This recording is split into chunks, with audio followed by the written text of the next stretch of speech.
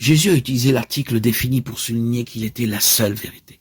Le psaume 119, 142 dit « Ta loi est la vérité ».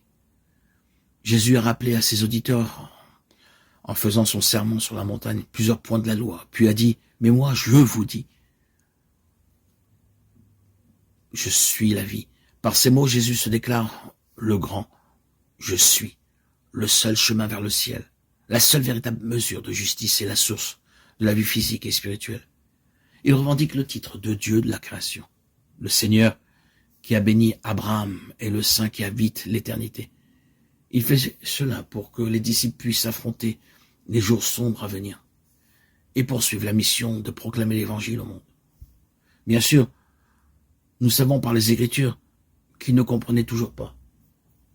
Il a fallu plusieurs visites de leur Seigneur ressuscité pour les sortir de leur incrédulité. Une fois qu'ils ont compris la vérité de ces paroles, ils sont devenus des personnes changées et le monde n'a plus jamais été le même. Alors, comment le suivons-nous aujourd'hui? De la même manière que les disciples l'ont fait il y a longtemps, ils ont entendu les paroles de Jésus et les ont crues.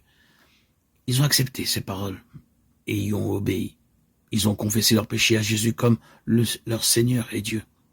Ils ont cru qu'il était mort pour prendre la punition de leurs péchés et qu'il était ressuscité des morts pour leur donner une nouvelle vie. Ils ont suivi son exemple et son commandement de dire aux autres la vérité sur le péché, la justice et le jugement. Lorsque nous le suivrons sur le chemin, nous pouvons être sûrs de le suivre jusqu'au ciel, Matthieu 5, 22, s'assimilant ainsi à la loi de Dieu comme norme faisant autorité de la justice. En fait, Jésus a dit qu'il était venu pour accomplir la loi et les prophètes. Jésus, en tant que parole incarnée de Dieu, est la source de toute vérité. Jean 1, 1, Matthieu 5, 17.